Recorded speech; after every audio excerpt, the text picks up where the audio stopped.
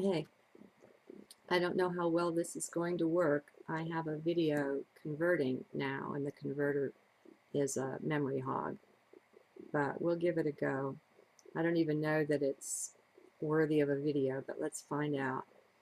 Um, I was just listening to Dimitri Halley. So often he sets me off on one trail or another, um, helping bring things through. Not always what he's talking about either, but he mentioned the Tower of Babel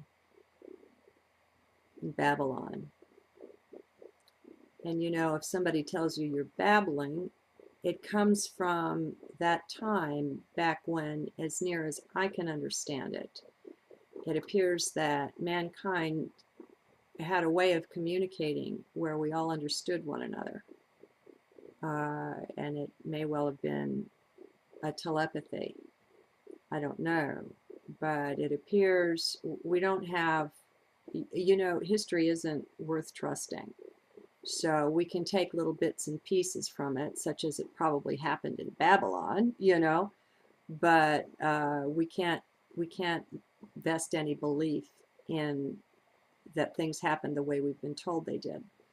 So as near as I can figure, what happened there is that mankind was together in, they say, building a tower to the heavens. I don't know. Who knows? Maybe it was a place for spaceships to land. God only knows what the purpose of it was. But whatever it was, apparently the self-appointed overseers of mankind, whoever they were, didn't approve. And instead of destroying the tower, they chose to destroy mankind's ability to communicate across the board, to completely understand one another. Um, and we don't know how it was done or what was done. All we're told is the result, that suddenly there were a number of different languages, and different groups were unable to understand one another going forward. Uh, Scary to contemplate being in the midst of that, having that happen to you. That may have been the origin of language, for that matter. Telepathy doesn't need words. It passes a whole cohesive understanding. Um, the noise box here is Cuddles. Let's see. He's a pretty friendly guy. And a purring machine. He's very good at receiving. So hopefully he won't notice my earrings. That can get uncomfortable. So this was maybe one of the very first activities of divide and conquer, separate us out, which is interesting. If we look at society and if we look at history, that's been a very highly successful strategy to rule, you know, divide and conquer. Get people to where they don't understand one another to start with, and, you know, turn them against one another. And so we have the crap and the chaos that we have. Now, how that brought me here to this next step, I don't exactly recall the train of thought. I didn't turn the camera on soon enough. But I did a journal examining a couple of them, how prevalent judgment is within and without, in ourselves and in our society. It's everywhere. And as sickening as it is, we take it for normal. We're all the time judging ourselves, all the time. It's a terrible poison that we've taken as a part of our daily bread. It's so common. School is built on it. Things are built on it. You can go to those journals for a discussion of that. But something else that's really prevalent, and maybe, and especially in the light beings, I don't know. See, we have the contrast. We're perhaps a bit closer to the higher dimensions and maybe even the memory of that than others. I don't know. I'm winging it here. It's been a long time since I did a live video, it seems. And it's sunset, so I may go sun gazing on you in a little bit here. I mean, who needs interior lights when we have the sun, right? So anyway, I was another thing that's perhaps equally prevalent is the victim consciousness. Now, you won't know you have this in you until somebody else points it out for you, or until you go into your heart and make room for the possibility and begin observing. You can see it if you can accept that it can be so. Just like self-judgment, and judgment is present everywhere. It's practically in every thought. I mean, it's that bad. Oh my goodness, I guess I better turn some, oh, I don't know. It just is what it is, folks. Sorry about that. Can't adjust for the sunset. Okay, so we play the victim. One of the ways that you know you're playing the victim is if you've got your finger pointed at something, judging it, placing blame somewhere. That's playing the victim. That's not, in terms that I understand, the way I see it internally, that's not taking responsibility for yourself and for your own life. Maybe I can turn this one off. Oh, well, what can I say? I'm just going to leave it. It's just not important enough to me, okay? It's just the avatar here. Okay, so whether we know it or not, we play the victim role a lot. Even those of you who think you're really strong and you've made it through a lot of stuff and you feel good about yourself and all that, look deeper. You'll find the victim in there. You have to be open to this, though, and it's a heart thing. It's not a mind thing. The only way I was able to see it is that Patricia Corey pointed it out to me. And I can't tell you how stunned I was, but it was due to my respect for her and her ability to discern that I just accepted it. And because I accepted the very real possibility, even though I couldn't see it, I didn't have a clue about it, because I did consider myself very strong for what I've gone through, and I have a tough attitude. I'm not out there asking anyone for help and all that kind of thing, and I had a certain way of looking at myself, and victim was no part of it, I promise. But because of my respect for her, I was open to hear that, and I began to watch and to look. Now, I'm not going to go into what I saw here. It's been quite a journey, and I have found this victim thing hiding, crouching in many different guises within myself. So all of this to share with you what just came to me, and it's a very simple thing, but maybe it'll be special for you too. It felt special for me, and that is, when we're playing the victim, when we're saying how hard life is and how difficult and how bad the bad guys are and the powers that were, and how, you know, everything is just, you know, the tune, we've all sung it. Come on, at one point or another, it gets overwhelming, and so we sing the song. And there's nothing wrong with singing that song.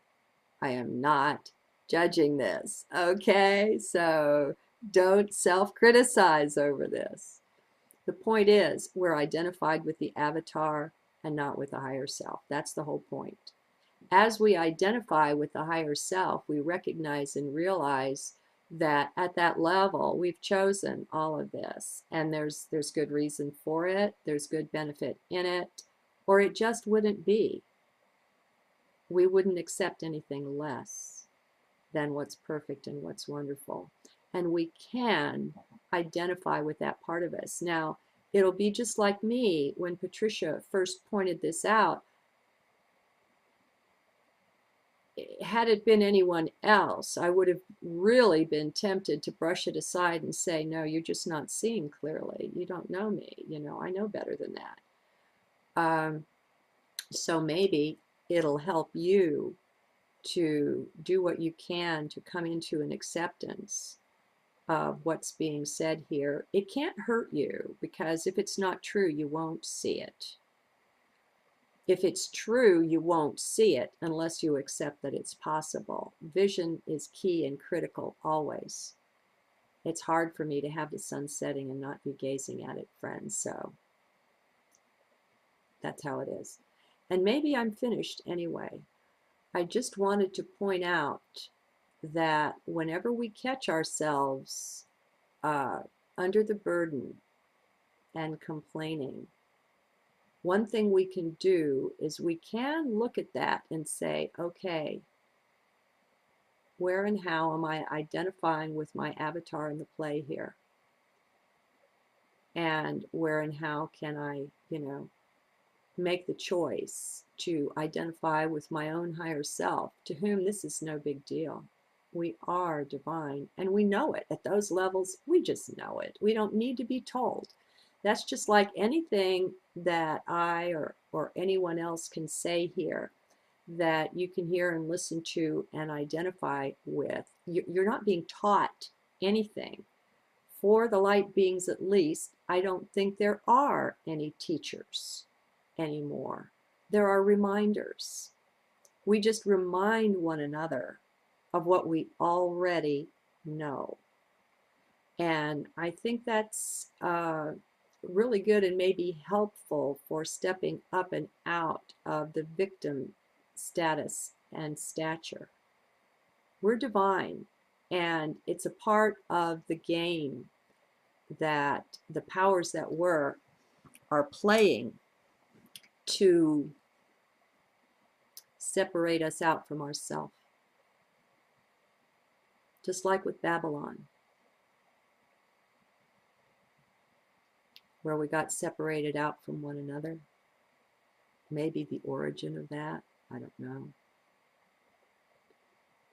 This is a way of being separated out from the self, and it makes us more easy to manage, more easy to oppress and control.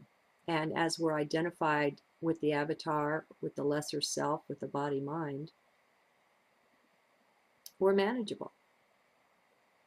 Things can overwhelm. As a divine being, you cannot be overwhelmed that I know of. I'm human here too. I remember some things, but, don't take it on as belief. Take on what I offer as possibility only, and prove it for yourself. It'll either prove itself out or it won't. As you're in heart, number one. As your focus is inward, number two, and not on the world out there. You're going to notice things, and you're going to make some really fast progress, I think.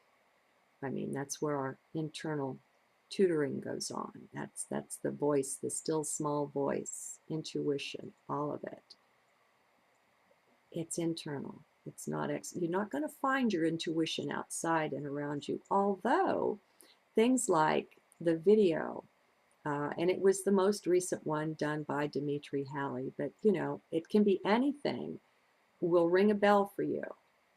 I mean, I had to go back and start watching it again, because at the beginning he mentioned that people who have been sexually abused often can't talk about it, because they can't talk to you about it, because they can't yet talk to themselves about it. Well, I have that in my history, and it's true, and it's a trigger, and it took me off in areas to where I couldn't hear him anymore. So, I had to wait a while with that, see it through, and then go back and listen again and choose to not be triggered by that, to try to hear what he was saying. But again, you know, he mentions Babylon, and all of a sudden it comes to me through whatever train of understanding about being separated out. Everything is one. When we're feeling oppressed and depressed, let's remember our oneness. And in that oneness, even if the one being that we are, the one facet in the grand gem that we represent, even if in that moment that aspect of our beingness cannot be anything but depressed or whatever it is, as we choose to step into and accept the oneness that is also a fact, that we are the whole gem, that we are all of those facets, we can then rely on our brothers and sisters, on our brethren, because some of them are way high up in the holiness and in communion with the divine. And that's us too. In the oneness, we're all that is. And when it's hardest, as we step into that oneness, we can rely on our brethren. This is our great strength, and our power is in our oneness. Let's latch back onto that and refuse to be oppressed. Good day.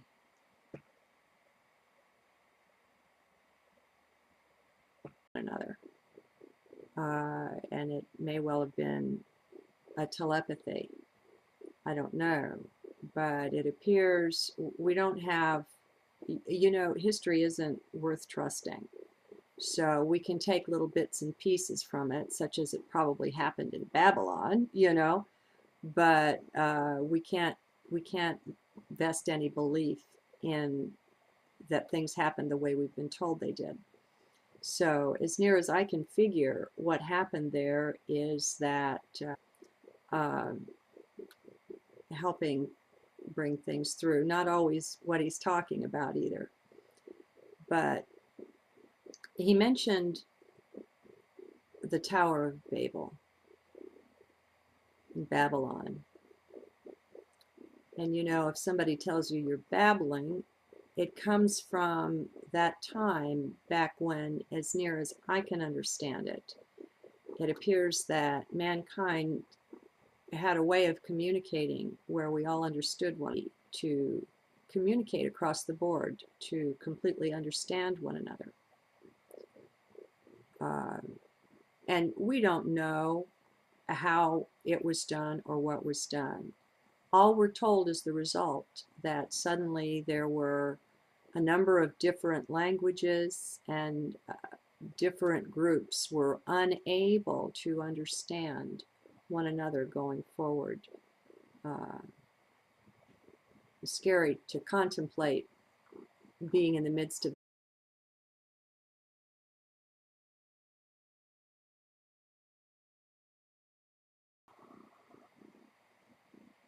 Hey, I don't know how well this is going to work. I have a video converting now, and the converter is a memory hog, but we'll give it a go. I don't even know that it's worthy of a video, but let's find out. I was just listening to Dimitri Halley. So often he sets me off on one trail or another.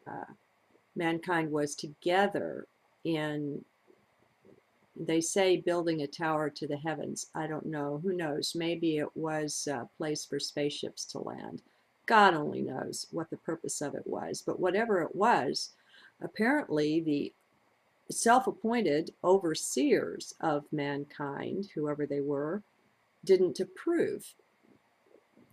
And instead of destroying the tower, they chose to destroy mankind's ability